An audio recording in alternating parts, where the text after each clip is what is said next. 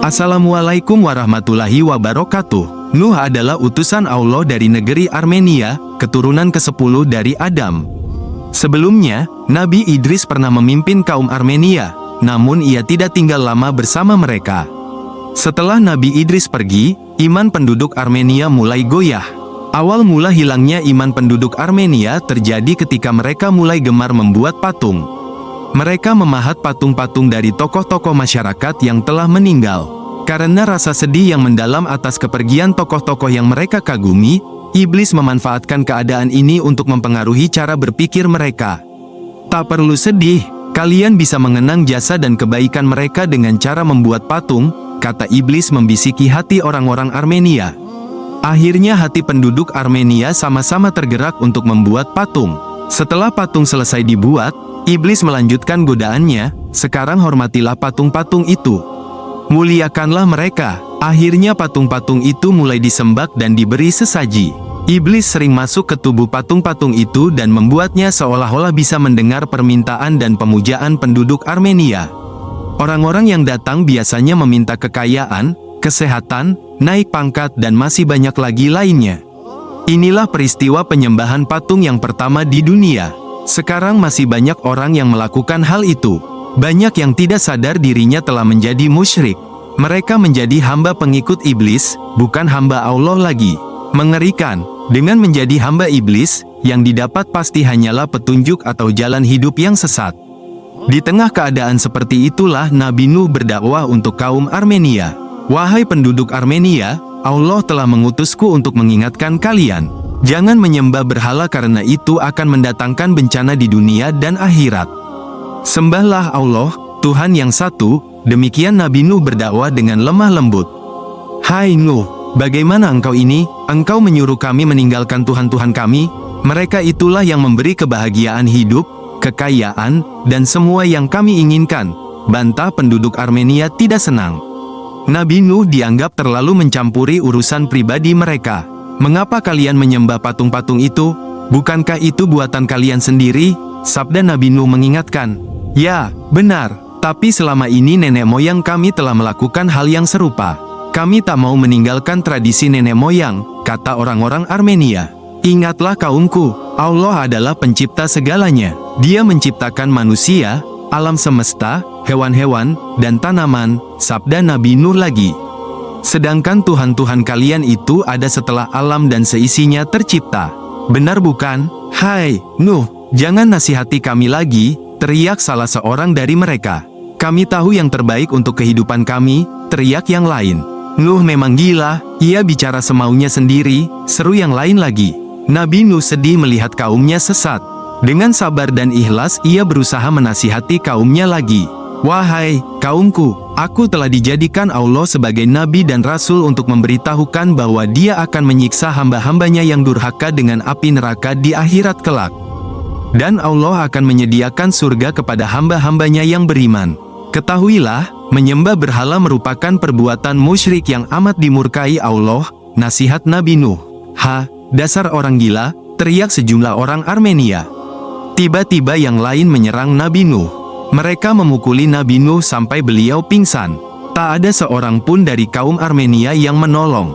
Bahkan istri dan anak Nabi Nuh pun ikut menghina Nabi. Sudah, biarkan saja, dasar Nuh gila, kata istri Nabi Nuh sinis. Kanan, anak Nabi Nuh lebih senang mengikuti kehendak ibunya dan penduduk Armenia yang kaya raya itu. Betapa sedih para pengikut Nabi Nuh. Jumlah mereka sedikit, dan kebanyakan dari kalangan orang miskin. Kaum Armenia yang berkuasa dan kaya raya suka sekali menghina mereka. Itulah akibat menyembah Tuhan sembahan Nuh. Hidup kalian jadi susah. Lihat kami, semua kaya raya dan punya kekuasaan, kata para pembesar Armenia dengan sombong. Pernah suatu kali, para penguasa dan hartawan itu mendatangi Nuh. Hai, Nuh, sebenarnya kami tidak suka melihat pengikut-pengikutmu yang miskin dan kotor itu. Coba, seandainya engkau memilih orang-orang kaya untuk jadi pengikutmu, kami pasti mau mempertimbangkan ajakanmu. Dan apa jawab Nabi Nuh? Ketahuilah, kaumku, agama yang kubawa ini berlaku untuk semua orang, yang miskin maupun kaya. Nuh berusaha menjelaskan. Allah tak pernah membeda-bedakan hambanya. Kalian sangka dengan menjadi kaya, kedudukan kalian lebih baik di hadapan Allah? Bukankah kekayaan itu yang membuat kalian sulit mengikuti perintah Allah? Lihatlah, orang-orang miskin yang kalian hina itu justru yang rajin beribadah kepada Allah. Kata-kata Nabi Nuh memang mengena di hati mereka. Tapi kesombongan akan kekayaan dan kekuasaan itu membuat mereka ingkar lagi. Akhirnya penduduk Armenia tetap menghina dan menyakiti Nabi Nuh dan pengikutnya. Kapal Nabi Nuh belum puas menyiksa orang-orang beriman, kaum Armenia mengusir Nuh dan pengikutnya. Orang-orang beriman itu mereka lempari batu. "Hai, kalian harus meninggalkan negeri ini," teriak orang-orang Armenia sambil melempari batu. Karena dianiaya seperti itu, akhirnya Nabi Nuh berdoa, "Ya Allah, aku teraniaya oleh kaumku, para penyembah berhala itu. Mereka tidak mau diajak beriman dan menyembah-Mu. Tolonglah aku dengan pertolongan yang sebaik-baiknya." Dan Allah Maha mendengar doa hambanya yang teraniaya. Setelah itu malaikat Jibril datang menemui Nabi Nuh. "Wahai Nuh, Allah mengabulkan doamu," kata Jibril. Jibril menyampaikan perintah Allah agar Nabi Nuh menanam sebuah pohon yang bijinya dibawa Jibril dari surga. Biji ini akan tumbuh menjadi pohon raksasa. Sebelumnya belum pernah ada pohon seperti itu di dunia. Nabi Nuh amat bersyukur atas pemberian Allah. Beliau segera menanam biji pemberian Jibril. Bertahun-tahun kemudian, pohon itu tumbuh tinggi dan besar. Orang-orang takjub melihat ukuran pohon itu, dan selama pohon itu tumbuh, tak ada bayi lahir di Armenia. Itu juga karena doa Nabi Nuh kepada Allah, "Ya Allah, jangan Engkau biarkan seorang pun di antara orang-orang kafir itu tertinggal di atas bumi. Jika Engkau biarkan ada yang tertinggal, mereka hanya akan melahirkan anak yang suka berbuat maksiat dan sangat kufur." Tak lama setelah itu Jibril datang lagi. "Assalamualaikum, wahai Nuh." "Waalaikumsalam, Jibril. Apakah engkau membawa perintah Allah untukku?" Rupanya kali ini turun lagi perintah Allah bagi Nabi Nuh. Beliau bersama pengikutnya harus membuat kapal dengan kayu dari pohon raksasa yang telah ditanamnya. Nabi Nuh segera mengumpulkan pengikutnya yang setia. Beliau menyampaikan wahyu Allah yang baru saja diterimanya. Sabda Nabi Nuh, "Kapal inilah yang nantinya akan menyelamatkan mereka dari azab Allah."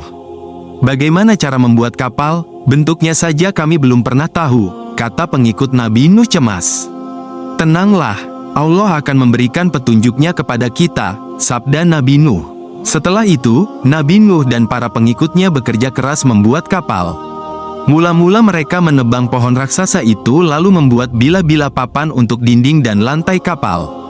Sementara mereka bekerja, para penduduk Armenia tak henti-hentinya mengejek mereka.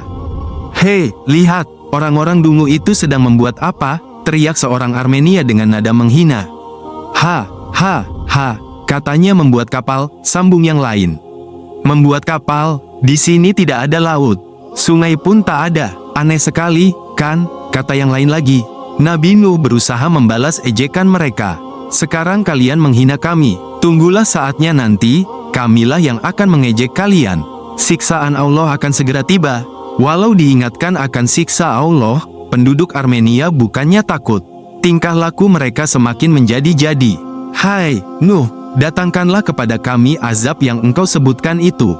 Mereka bahkan melempari kapal Nabi Nuh dengan kotoran. Para pengikut Nabi Nuh menjadi sedih. Siapa yang harus membersihkan kotoran yang najis itu? Dengan takdir Allah, seorang penduduk Armenia yang cacat terjatuh ke dalam kapal yang penuh najis itu. Orang itu pincang dan tubuhnya penuh borok. Tapi waktu keluar dari kapal, mendadak semua borok di tubuhnya lenyap. Kulitnya jadi mulus dan wajahnya tampak muda.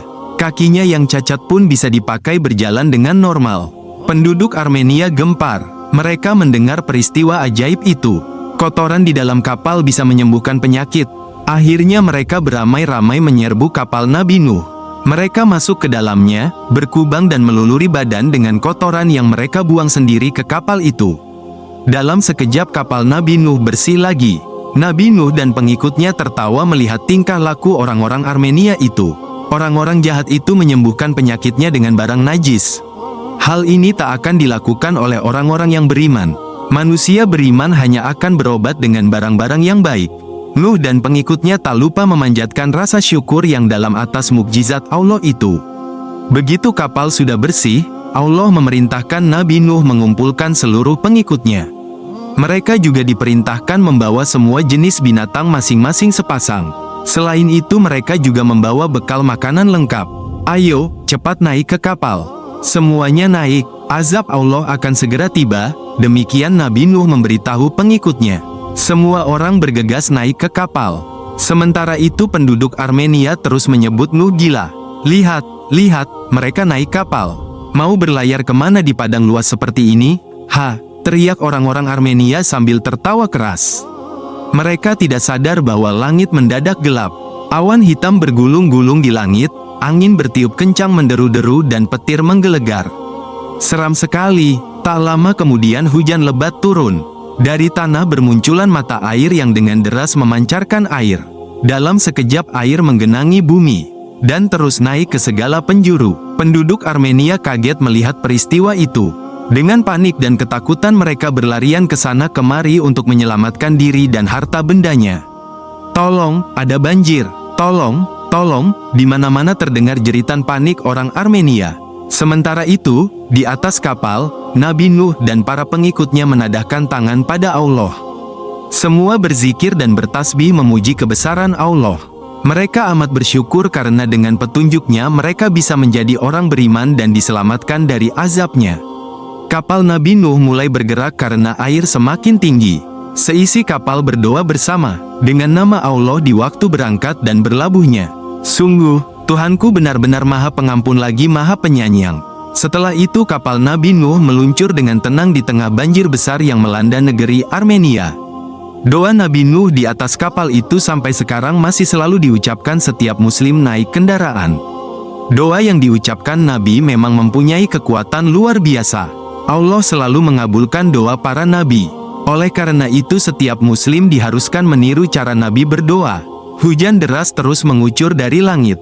Pagi, siang, malam tak henti-hentinya. Gelombang besar menghantam rumah-rumah dan pucuk-pucuk pohon. Penduduk negeri Armenia telah banyak yang mati ditelan banjir. Sebagian lainnya masih berjuang menyelamatkan diri. Mereka berusaha naik ke atap rumah yang paling tinggi. Banyak juga yang naik ke pucuk-pucuk pohon. Teriakan minta tolong dari orang-orang yang berusaha menyelamatkan diri terdengar bersahut-sahutan. Lama-lama teriakan itu makin lemah. Nabi Nuh dan pengikutnya menyaksikan semua peristiwa yang berlangsung di sekitarnya dengan ngeri. Tiba-tiba Nabi Nuh melihat Kanan, anaknya, sedang terengah-engah berenang menyelamatkan diri. Beliau berteriak-teriak memanggil, "Kanan, Kanan, anakku, ikutlah ayah naik kapal ini. Jangan ingkari lagi, jangan engkau ikuti orang-orang kafir itu." Nabi Nuh memanggil-manggil anaknya dengan sedih. Beliau iba melihat anaknya timbul tenggelam di hempas gelombang. Tapi ternyata Kanan malah berkata dengan sombong, "Aku mau ke puncak gunung. Di sana aku akan selamat dari bahaya banjir." Nabi Nuh sangat sedih. Beliau tahu, hari itu tak akan ada orang yang mampu menghindarkan diri dari azab Allah kecuali orang-orang beriman yang berada bersama Nuh. Tak lama kemudian Nabi Nuh menyaksikan sendiri bagaimana anak yang dicintainya itu lenyap ditelan air. Sambil menangis Nabi Nuh berdoa, "Ya Allah, Kanan itu anakku, anggota keluargaku." Tapi Allah berfirman, "Hai Nuh, sesungguhnya dia bukan keluargamu yang dijanjikan akan diselamatkan. Perbuatannya tidak baik, karena itu janganlah memohon kepadaku sesuatu yang tidak engkau ketahui." Nabi Nuh segera menginsyafi kesalahannya. Ia segera memohon ampun kepada Allah. Nabi Nuh ingat, Allah hanya akan menolong orang yang beriman. Jadi siapa saja yang sesat, apakah itu putra Nabi atau bahkan istri Nabi, ia akan mendapat azab Allah. Di dunia maupun di akhirat. Ketika tak ada lagi yang tersisa dari negeri Armenia, Allah pun berfirman, "Hai bumi, telanlah airmu. Hai hujan, berhentilah." Maha hujan pun mulai berhenti. Awan mendadak cerah. Matahari bersinar. Dengan cepat air ditelan bumi. Permukaan air makin rendah. Waktu banjir benar-benar surut, Allah memerintahkan Nabi Nuh beserta pengikutnya meninggalkan kapal dan memulai hidup baru di daratan. Mereka semua bersuka cita dan bersyukur karena diselamatkan Allah dari azab yang sangat mengerikan. Allah pun berfirman, "Hai Nuh, turunlah dari kapal dengan selamat sejahtera, penuh keberkahan dari kami atas engkau dan orang-orang yang bersamamu." Saat itu konon bertepatan dengan tanggal 10 Muharram.